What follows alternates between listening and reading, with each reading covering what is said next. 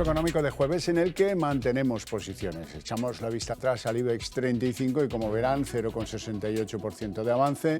El índice general agazapado debajo de los 8.400, concretamente 8.388,1. Y bueno, un día pues, de transición en el que a pesar de todo pues hay algunos que avanzan y no poco. Fluidra, la que más avanza, 3,86 arriba, Colonial, Inmobiliaria Colonial, 3,42 arriba, Laboratorios Rovi, 3,37 arriba. En el lado de los que hoy han tenido menos suerte, los que están en el rojo. Líder de estar en el rojo, Banco Sabadell, que deja hoy 1,16. Bankinter, curiosa coincidencia, hay más bancos en la lista del rojo. Bankinter pierde hoy 1,07, Acerinox 0,58. Y a continuación les voy a adelantar algunos de los argumentos que vamos a tratar aquí en esta mesa de debate económico con los mejores expertos siempre para ustedes, para que no se pierdan detalle. Bueno, pues en nuestra mesa hoy vamos a hablar de la picardía de las eléctricas españolas, que en lugar de llevar el asunto del impuesto pues a que alguien decida si es constitucional o no en España, han decidido que sea la patronal eléctrica europea la que tome esa antorcha y denuncie ante las autoridades de Bruselas que el gobierno incumple las normas de la Unión Europea con eso de los beneficios caídos del suelo. Luego hablaremos de ello. Hablaremos de ello y nos preguntaremos qué va a hacer la banca. ¿Va a llevar esta posible doble imposición a los tribunales o no? De momento sabemos que la banca ha decidido aplicar el código Calviño después de obtener, eso sí, que les alivien el impacto sobre sus provisiones de la morosidad en las hipotecas fruto del aumento del Euribor. Bueno, pues es un punto más para Calviño, que, en fin, esta batalla parece que la va ganando. Les presento ya a nuestros invitados hoy. Don Álvaro Climent, asesor independiente, muy buenas tardes. Buenas tardes. Y bienvenido. ¿Todo bien? Todo bien. Me alegra mucho. Don Daniel Rodríguez Asensio, economista y consultor independiente. Muy buenas tardes. Buenas tardes, Javier. Bienvenido también. Gracias. Empezamos por la sesión de bolsa. En fin, bueno, parece que el IBEX se ha enfriado un poco, que el euro se ha disparado, que hoy es el Día de Acción de Gracias y mañana será el Día de las Denadas, yo no sé, pero la cuestión es que dicen en América que el pavo, que es pues el menú fundamental de esto del Día de Acción de Gracias, para su desgracia, para la desgracia del pavo, ya saben que el origen de la fiesta es que vieron una manada de pavos y se los comieron a todos en una sentada. Bueno, pues es que el pavo ha aumentado de precio más de un 20%. Los quisiera yo ver aquí a los americanos, porque aquí por encima del 20% tenemos, en fin, cantidad de productos. ¿Cómo han visto la sesión? Bueno, en bolsa solemos decir siempre, cuando llega el Día de Acción de Gracias, que estamos en los minutos de la basura. Es decir, ya los americanos se van de puente largo y prácticamente el año está cerrado. Mañana Black Friday. Mañana es Black Friday, con lo cual, de alguna manera, lo que no hayas hecho en el año, pues ya no lo vas a recuperar. Y si te has equivocado, pues va a ser difícil que lo arregles. Y si has acertado, pues monetizas y te vas contento a casa. El problema es que este año tenemos una reunión en diciembre de los bancos centrales muy importante, que va a marcar la tendencia de lo que es el año que viene, con lo cual puede que tengamos algo más de actividad que en años anteriores, pero vamos, estamos en sesiones de trámite en donde veremos pues caídas de algunos bancos que han subido mucho, otras que se han quedado rezagadas y algo de maquillaje en las cotizaciones para arreglar un poquito la cartera. Daniel. Sí, yo coincido con Álvaro, ¿no? Llevamos unas cuantas sesiones ligeramente al alza, estamos en 8.300, tampoco 8.400. Tampoco es nada del otro mundo. Probablemente ahora entremos en un paralelo hasta final de año, un día subirá, al otro bajará, salvo que, como bien ha indicado Álvaro, la reunión de la Reserva Federal de diciembre sea distinta a lo estimado. ¿Qué tenemos que esperar de los bancos centrales a partir de ahora?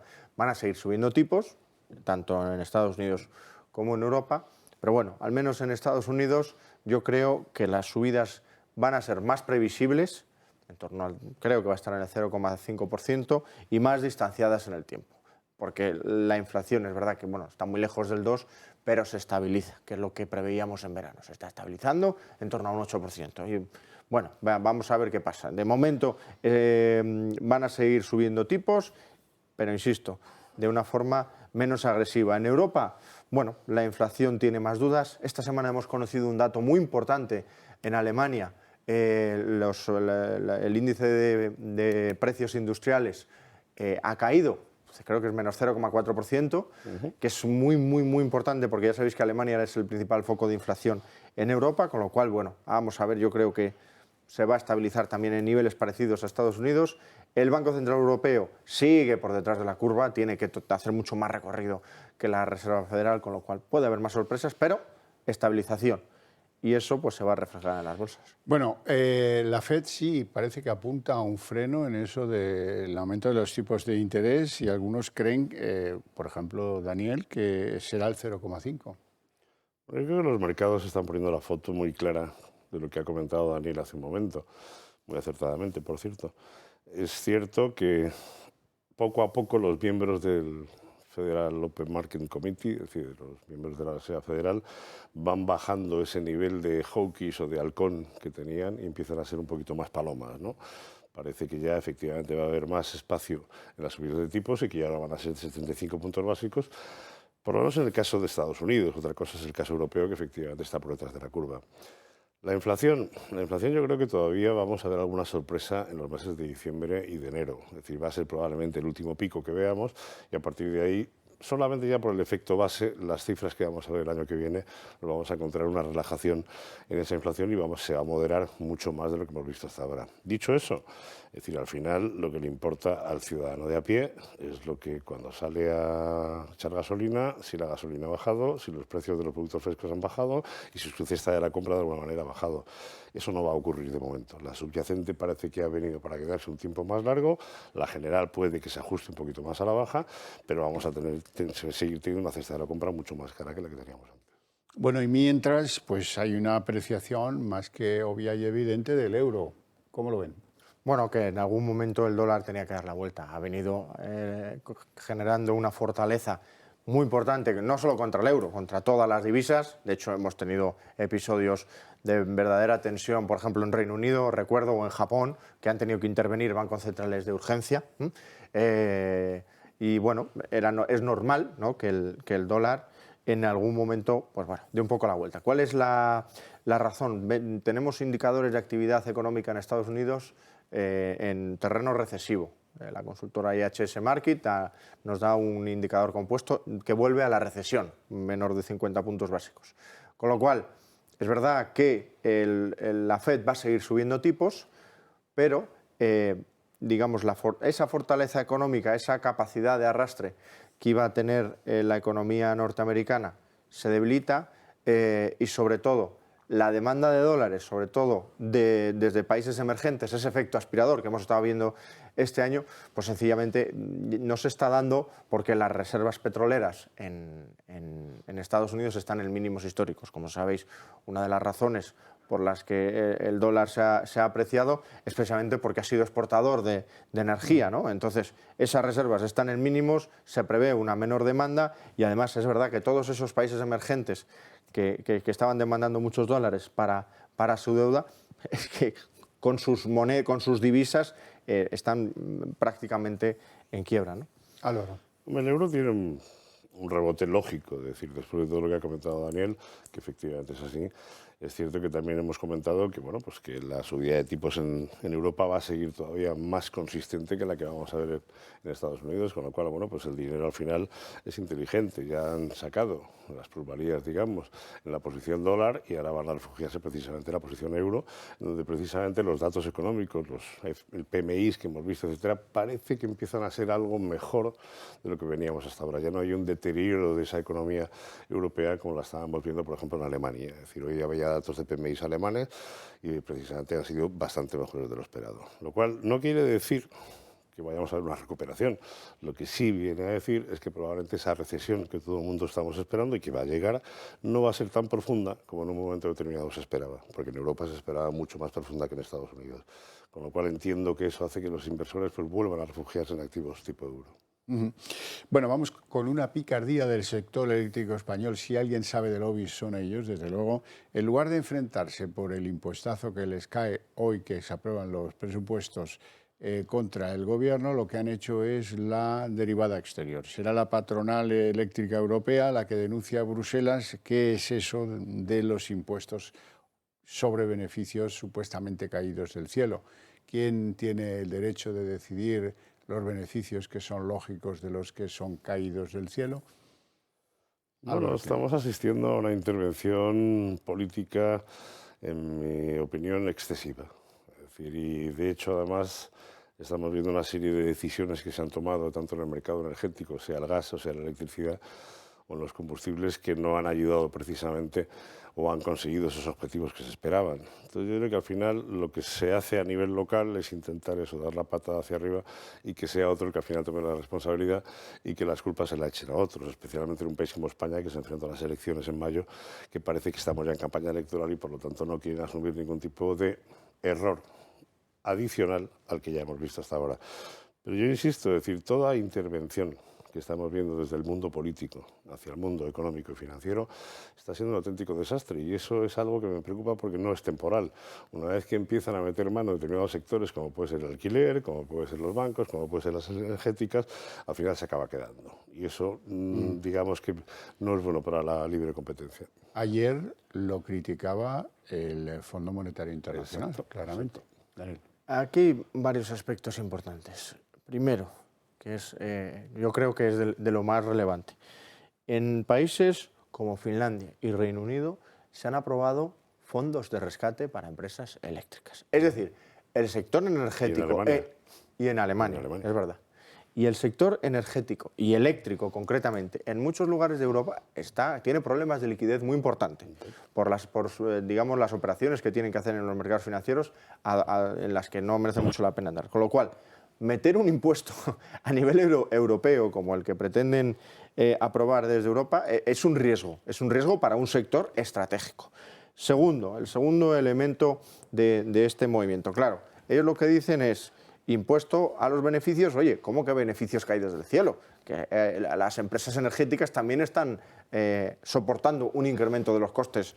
Ahora menos porque las materias primas están cayendo, pero sí que han soportado un incremento del coste de las materias primas. Con lo cual, oye, igual que las energéticas se han comido mucho beneficio durante el COVID, durante todo esto que ha pasado, que han mantenido el empleo, etcétera, etcétera, ahora, bueno, lo normal es que recuperen algo. Y recordemos, todo lo que estamos viendo en los resultados es que beneficio neto, es verdad que siempre aparece histórico, no sé qué, extraordinario, tal, pero ahí hay mucha magia contable y muchas operaciones extraordinarias. El EBITDA, el bruto, está más flojo en prácticamente todo el sector. Tercero, y aquí ya bajo al caso español. En el caso español hay un agravante y es que genera una desventaja competitiva. El impuesto a las eléctricas en España grava los ingresos, ni tan siquiera los beneficios. Eso, primero, no es constitucional, como bien has dicho, y segundo, te genera una desventaja con respecto a cualquier otro país europeo donde se implante el impuesto que la Comisión quiere sacar adelante. En definitiva, yo creo que ningún impuesto es positivo en el momento en el que estamos, y mucho menos para el sector eléctrico, pero el español efectivamente es especialmente nocivo. Y hay un último factor que yo creo que a los gobiernos se les olvida.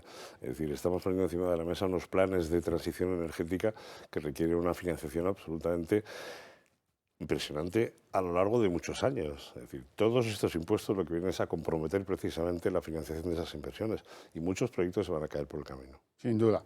Bueno, hablemos de la banca. La banca finalmente ha decidido pues, arrodillarse ante la llamada propuesta o código Calviño. Algunos ponían pegas, decían, hombre, es que esto me obliga a mí a provisionar lo que queda ahí como premoroso o casi moroso, consecuencia de la moratoria en las hipotecas. Y han llegado a un apaño que tengo yo mis dudas sobre su legalidad.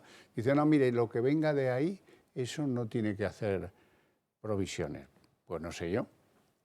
Vuelvo a lo que decía antes, es decir, que un gobierno se meta en la regulación del sistema financiero ya me parece de quinta regional. Es decir, los sistemas financieros tienen sus reguladores, tienen sus supervisores y tienen sus normas que más o menos, en este caso, a nivel europeo están prácticamente definidas. Luego, además, hay un punto que a mí me llama mucho la atención. Es decir, vamos a rescatar a 1 millón de familias, tanto vulnerables como medias, que en un momento determinado pues, se pueden encontrar con un incremento de su factura o amortización e intereses de la hipoteca mensual. ¿Y por qué? Es decir, cuando yo decidí tomar una hipoteca de un tipo fijo variable, era una decisión personal propia. Vamos también a rescatar a aquellos que decidieron en un momento determinado, en vez de comprar una vivienda a través de un crédito hipotecario, invirtieron en bolsa, invirtieron en bonos y se han encontrado unas pérdidas del 20%, del 25% este año.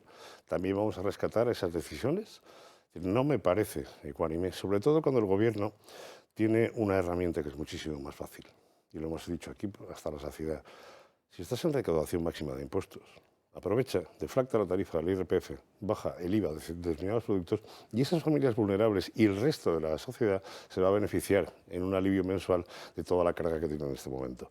Pero estar haciendo apaños gubernamentales y políticos en la regulación del sistema financiero, me parece que estamos llegando ya a un nivel de sistema bananero muy preocupante. Bueno, yo coincido con Álvaro, ¿no? También es verdad que yo pongo en cuarentena todo este plan. Vamos a ver hasta qué punto es efectivo.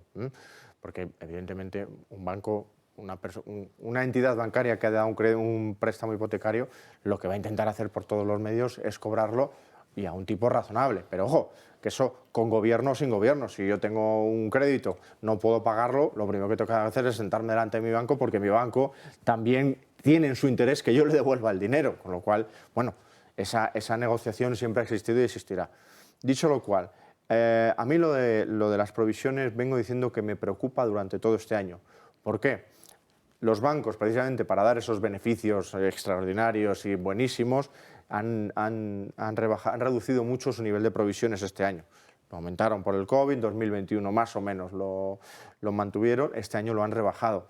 La realidad, como vemos, con los mercados de criptodivisas, con Credit Suisse, que hemos conocido esta semana también, que ha experimentado la mayor salida de capitales de su historia, de lejos, y que, bueno, con algún banco europeo que también tiene problemas, es que el sector financiero internacional y también europeo, cuanto menos es vulnerable, ¿eh? Puede pegarnos un susto, lo está diciendo el Banco Central Europeo, lo ha dicho el Fondo Monetario Internacional, la OCDE. Entonces, el hecho de no provisionar solo porque sea un acuerdo con el gobierno me parece peligroso. Yo creo que es momento de guardar la ropa y mantener la estabilidad de nuestro sistema financiero. Además, hay una cosa que nos olvidamos, es decir, un Euribor al 3%, que probablemente sea el máximo que veamos, no nos rasguemos las vestiduras.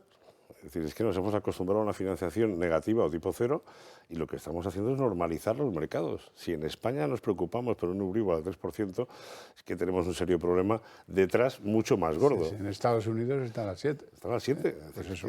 No efectivamente. Bueno, esa es la razón, el impuestazo, toda esta presión. No olviden que a los bancos se les presiona con eso de la amenaza reputacional si no te avienes al código que yo te impongo, porque esto hay que contarlo también, porque es verdad. ¿Eso está detrás de que los bancos hoy amanezcan en el sector rojo de la bolsa? Yo creo que no, hombre. Es evidente que se va a publicar en el BOE aquellos bancos que no entren precisamente en este juego. Es decir, que al final es como una especie de listado de aquellos que me han apoyado, como hicieron en su día con la Sareb, BBV, por ejemplo, que no apoyó directamente el capital de la Sareb. ¿Tiene algo de la caída de hoy? Yo creo que no. Yo creo que estamos viendo, los bancos algunos de ellos han tenido una evolución muy buena en bolsa este año y me da la impresión de lo que estábamos comentando al principio, es decir, hay un movimiento de carteras, hay un poco de rotación, vamos a amarrar beneficios en aquellos en los que tenemos una plusvalía y vamos a intentar arañar un poquito en aquellos valores que se han quedado detrás. No, yo tampoco lo creo, ¿eh? Yo creo que el movimiento del gobierno, yo creo, insisto, va a tener un impacto muy limitado, mucho más de digamos, la publicidad que se le está haciendo. La caída de dos bancos hoy, si te fijas, son dos bancos con mucho negocio en España, el Sabadell además muy en empresas, que va a tener mucho impacto, es decir, que se obedece más a condiciones operativas del propio banco. Te podría decir que tendría algún impacto si hubiera sido Santander, BBVA o algún grande, pero estos dos yo creo que están muy poco afectados. Bien, entendido. Pasamos entonces a algún nombre propio de la sesión de bolsa. Inditex. Inditex está tocando los 25 euros, casi, pues está en niveles anteriores a la pandemia. ¿Cómo lo ve? Bueno, yo creo que Inditex ha seguido mucho al mercado, es decir, ha sido un valor obviamente muy afectado precisamente en lo que es su negocio online, después de toda la liberación, digamos, del COVID. Y luego, además, bueno, pues está en un segmento de textil, calzado, etcétera, que evidentemente en un momento de inflación y en un momento de subida de tipos, hipotecas, etcétera, pues la gente reduce ese gasto, que no es un gasto primordial ni necesario en el día a día, cuando tiene que enfrentarse a una cesta de la compra de productos diarios mucho más cara. Recordemos que, de todas maneras, Inditex tiene un recorrido ya desde mínimos de este año, que fue en mayo, de casi el 30%.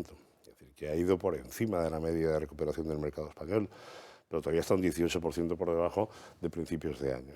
Entonces, en la medida que nos acercamos al Black Friday, nos acercamos precisamente a las compras de Navidad, que probablemente se anticipen en este Black Friday, pues este tipo de compañías deberían de coger ese pequeño último tirón de la demanda privada, que al final es la que vamos a ver que mejore un poquito las cifras, digamos, de demanda para lo que queda de año.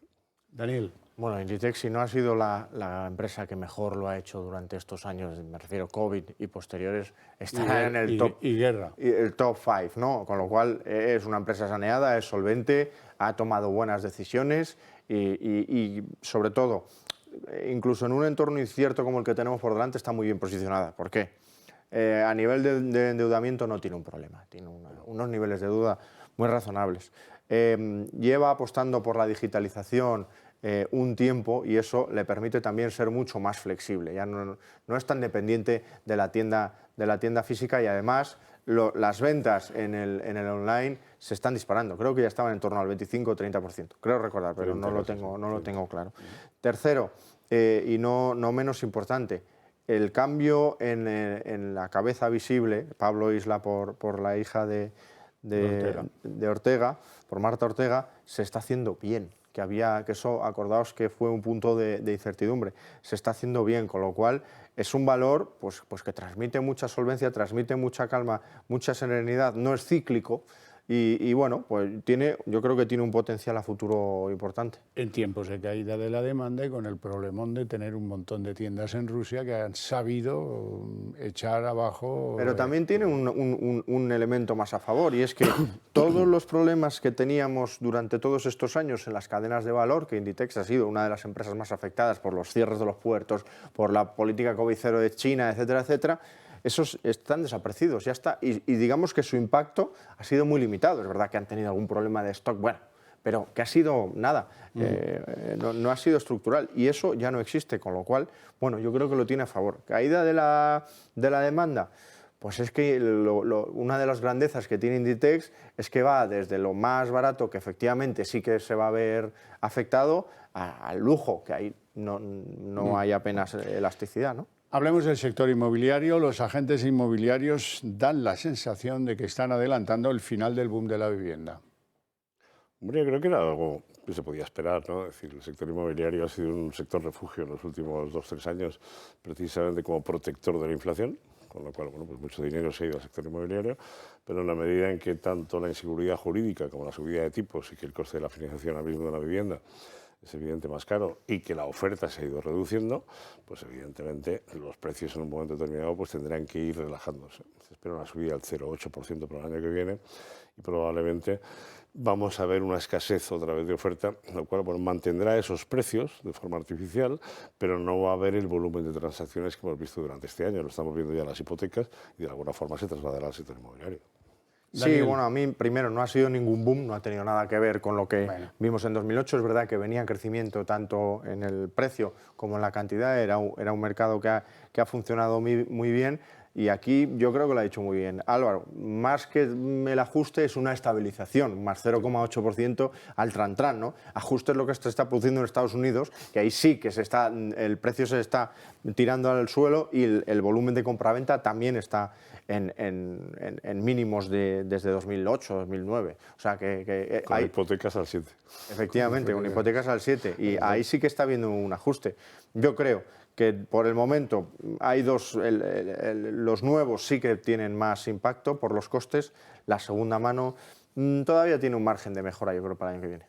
Bueno, pues no tenemos tiempo para más, lo dejamos aquí. Les agradezco mucho su presencia aquí, sus opiniones, todavía más a ustedes, su paciencia e interés desde sus hogares, razón por la que les invito a ver la redacción abierta con todo lo que trae el día en términos políticos y con ese super jueves de votaciones en el Congreso.